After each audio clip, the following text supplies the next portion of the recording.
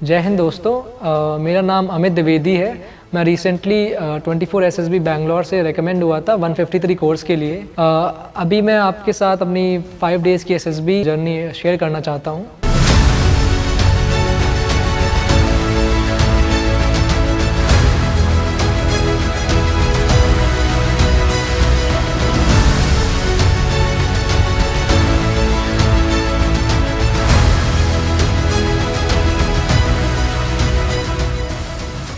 तो रिपोर्टिंग हमारी अबाउट 52 बंदों की थी। तो उस टाइम फॉर्मल्स में काफ़ी रहते हैं, तो उस टाइम थोड़ा सा अजीब सा लगता है कि थोड़ा सा वो इन्वायरमेंट इतना फेमिलियर नहीं होता है, थोड़ा सा लोगों को नर्वस हो जाते हैं। बट सिंस ये मेरी दूसरी एसएसबी थी तो मेरी तरफ से ऐसा कुछ नहीं हुआ था। तो जब हमारी रिपोर्टिंग हुई उसके बाद अबाउट 52 बंदे थे। उसके बाद जब हमारा OIR टेस्ट होता है एंड वो ईज़िली मेरे से कवर हो गया था, बिकॉज मेरे से रेगुलर प्रैक्टिस उसके फ्लो में मैं बना हुआ था, क्योंकि सेंचुरियन के साइड से प्लस जो रणनीति बुक होती है यहाँ पर उसमें काफ़ी आपके OIR कवर हो जाते हैं, जो आपको काफ़ी सिमिलर एसएसबी में भी मिलने वाले हैं। तो उसकी प्रैक्टिस थी एंड देन फिर मूव ऑन कर जाते हैं PPDT में। तो PPDT में जो इमेज थी वो काफ़ी नॉर्मल सी थी, एक ग्रुप टाइप थी। तो मैंने वहाँ पर एक सभा फॉर्म करके एक इलेक्शन से रिलेटेड इलेक्शन में लोगों को कैसे लोगों को अवेयर किया जाए उससे रिलेटेड उस थीम पे मैंने परसीव करी थी। एंड क्योंकि मेरे ग्रुप मेंबर्स भी जो थे काफ़ी सपोर्टिव थे, तो हम लोग कॉमन स्टोरी पे आ गए थे एंड वो फॉर्चुनेटली मैंने ही नरेट करी थी। एंड उसके बाद जब स्क्रीनिंग का जब रिज़ल्ट आता है तो उस टाइम ऑब्वियसली थोड़ा सा हम लोग डरे रहते हैं। बट मेरे साइड से क्योंकि OIR और जब आपकी जो नरेशन हो गई प्लस जो आपका ग्रुप डिस्कशन होता है, तो आपको कहीं ना कहीं से हिंट आने लग जाता है कि आप इन होगे या नहीं, बिकॉज वो इन्वायरमेंट आपको एक कोचिंग में मिल जाता है कि कैसी स्टोरीज़ एक्सेप्ट हो जाती हैं इन एसएसबी। सो मुझे वो थोड़े हाई होप्स थे कि मैं इन हो जाऊंगा एंड फॉर्चुनेटली वैसा ही हुआ था। फिर उसके बाद बात आती है अगले दिन साइकोलॉजी टेस्ट की। तो हमें फिर रिपोर्ट करना था उस दिन सुबह 6 बजे। तो साइकोलॉजी टेस्ट भी काफ़ी नॉर्मल गया, बिकॉज उसकी प्रैक्टिस जो थी यहाँ पर एसएसबी की डोजियर जो प्रैक्टिस होती है कोचिंग में, वो उससे मैं काफ़ी वाकिफ़ था। तो इसलिए वो ईज़िली मतलब चली गई थी, because with the help of coaching आपको पिक्चर सेम है ये गारंटी नहीं, कोई भी कोचिंग ले सकता है, बट आपको the art of writing story वो काफ़ी इंपॉर्टेंट होती है। वो आप एक अश्योर्ड कोचिंग से, आप ऑथेंटिक कोचिंग से आप इजीली सीख सकते हैं एंड वही आपको एट द एंड वहाँ पर काम आती है, बिकॉज वहाँ पर जो रिप्रेजेंट कर रहा है वो आप हो। सो जो आपने जो सीखा है इन दिनों वही आपको मतलब वहाँ पर शो करना होता है। जो आप स्टोरीज़ में लिखते हैं अपनी पर्सनालिटी आपकी शो होती है। तो जो 11+1 स्टोरीज़ होती हैं टैट की वो उसके थ्रू मेरी कंप्लीट हो गई थी ईज़िली। एंड उसके बाद फिर जो वैट होता है उसकी भी प्रैक्टिस होती है। तो वहाँ पर अबाउट मैंने 59 वैट कर लिए थे। And in terms of SRTs मेरी 41 SRTs कंप्लीट हो गई थी। एंड उसके बाद SD जो होती है, SD यहाँ पर जो मुझे हेल्प मिली थी शशि सर की।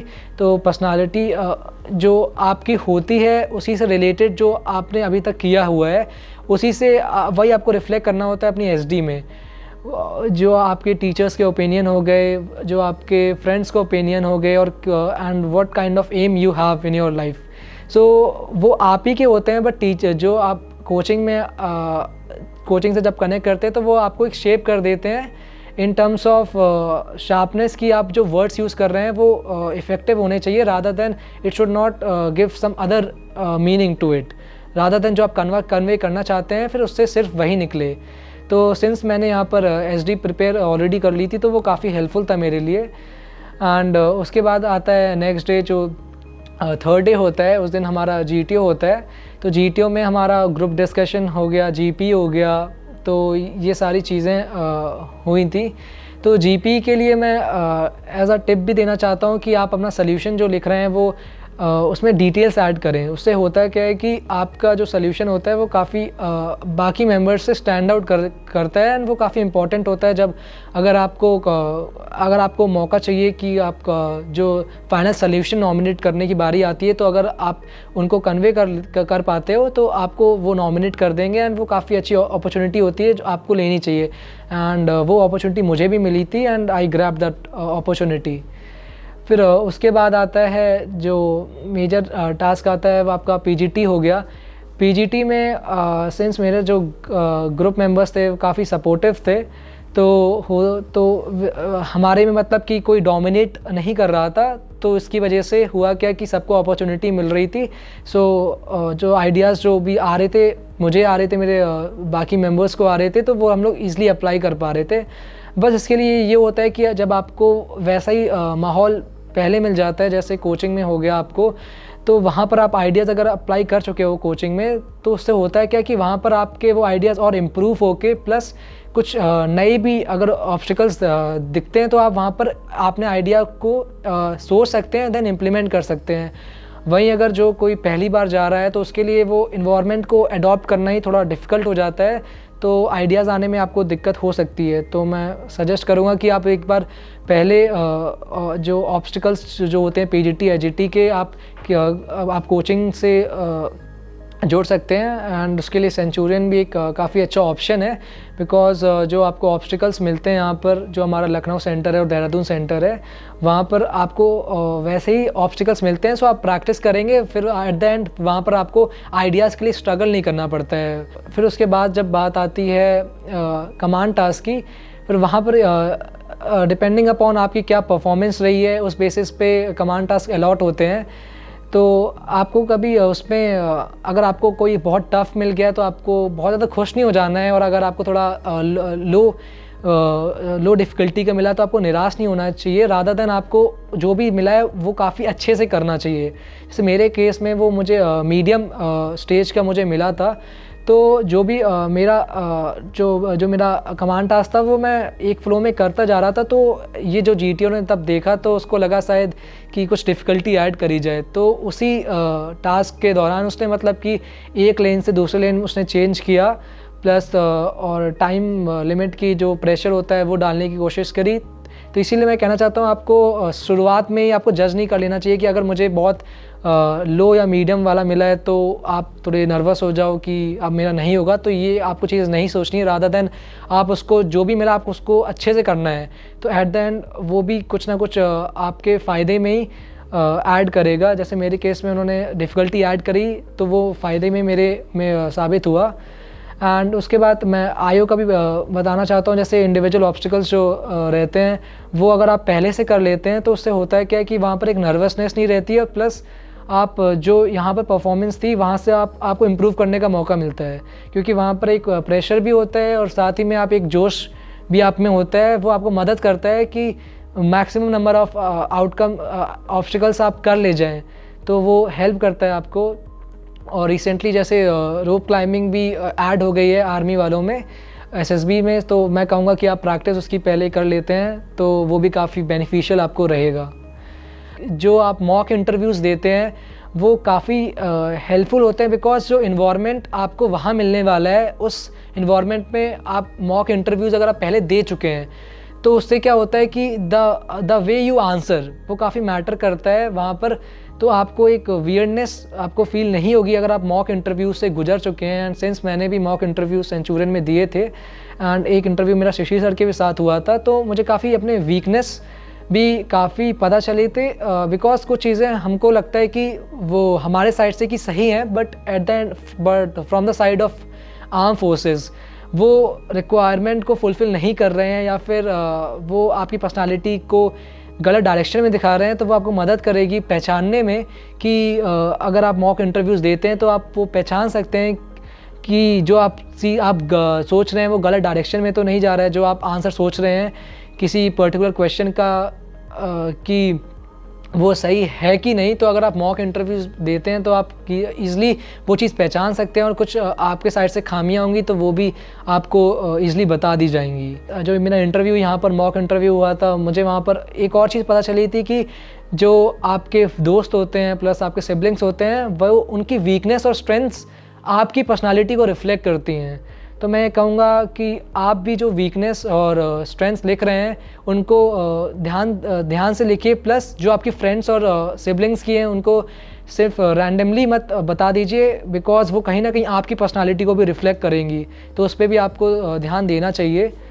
एंड उसके अलावा मैं कहूँगा कि एक इंटरव्यू में काफ़ी कॉमन क्वेश्चन है, why you want to join arm forces. तो ये क्वेश्चन हम सबको पता होता है, बट मैं ये कहूँगा कि आप जब भी आपकी एसएसबी हो उससे पहले आप जा रहे हो, आप कम से कम आप अपने साइड से कन्विंस्ड होने चाहिए उस आंसर से, बिकॉज तभी आप अपने इंटरव्यूअर को कन्विंस कर पाएंगे।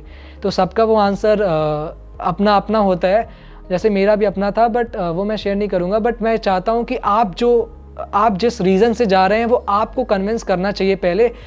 अगर आप कन्विंस हो तो आप इजीली कन्विंस कर पाओगे अपने जो इंटरव्यूअर जो भी होगा आपका, तो वो काफ़ी इंपॉर्टेंट हो जाता है। बिकॉज हम लोग बहुत कुछ कर लेते हैं बट हमें वो रीज़न ही क्लियर नहीं होता है, एंड जब तक वो रीज़न क्लियर नहीं होगा वो आपकी पर्सनालिटी पे क्वेश्चन मार्क डाल देगा कि आपको सही में आर्म फोर्सेस ज्वाइन करना है या फिर जस्ट आपके दोस्त या बिकॉज ऑफ द पेरेंट्स आप ऐसा कर रहे हैं।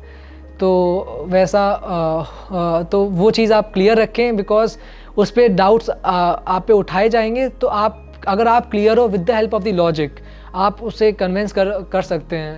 एंड मैं अपने इंटरव्यू से वो भी रिलेटेड बताना चाहता हूँ, जैसे कुछ लोग एज अ बैकअप जेई भी बना रखते हैं। तो मैं कहूँगा कि उनके लिए मैं ये कहूँगा कि आपको ये क्लियर रखना है कि जेई एज अ बैकअप ही था, रादर देन कहीं वो आपका मेन जॉब प्रोफाइल की तरह आप ना देख रहे हैं, बिकॉज उस पर भी क्वेश्चंस बनते हैं।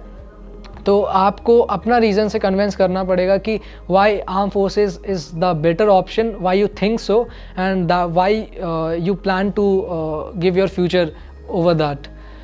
एंड उसके बाद मैं बात करना चाहता हूँ जो जीटीओ में जो लास्ट में जो टास्क होते हैं जैसे एफजीटी वगैरह, तब तक आपका रिज़ल्ट काफ़ी हद तक बन जाता है। तो मैं कहूँगा कि जो स्टार्टिंग से ही आपको वो फ्लो बना के रखना है और एंड तक आप वो डिलीवर करते हैं, तो वो काफ़ी रिक्वायर भी होता है, और वो आपकी पर्सनालिटी में और प्लस जो आपकी रिकमेंडेशन में मतलब काफ़ी हद तक मदद करता है। बिकॉज कभी कभी कुछ टास्क में आप डाउन हो सकते हैं, बट इससे ये आपका मोरल डाउन नहीं होना चाहिए, बिकॉज आपको लास्ट के टास्क तक आपको अपना 100% देना चाहिए। एंड उसके बाद मैं कॉन्फ्रेंस के बारे में बताना चाहता हूँ कि जैसे मेरी कॉन्फ्रेंस थोड़ी लंबी चली थी, एंड इन एसएसबी जो हमारा बैच था उसमें मोस्टली जो रिकमेंड हुए उनकी 5 से 10 मिनट कॉन्फ्रेंस चली थी।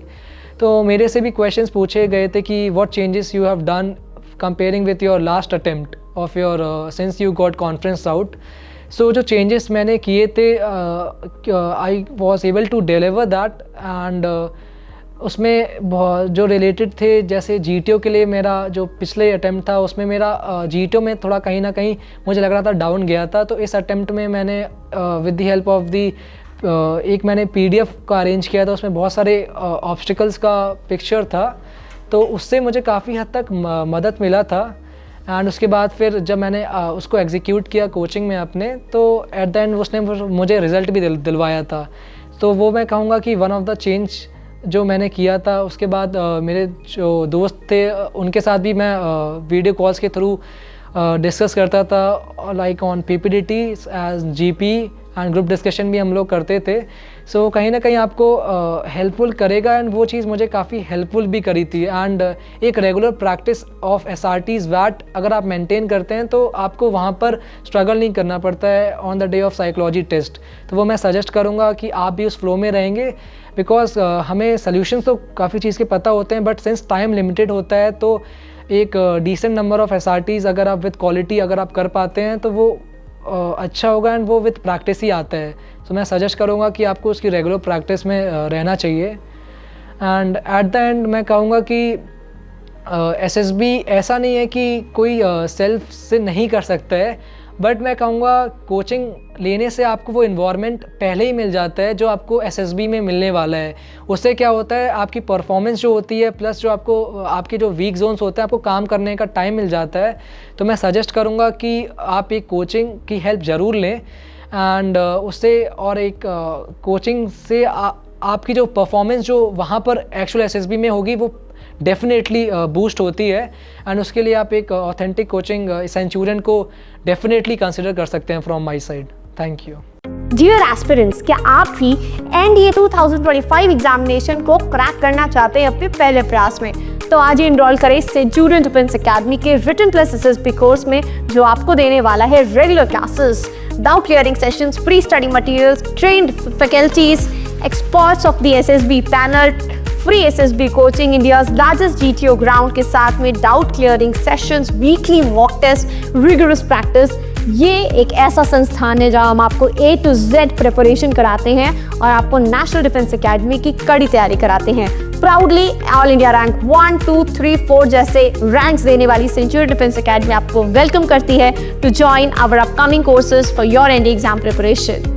Please call on 97959 77776 for more information. Thank you, Namaskar and Jai Hind.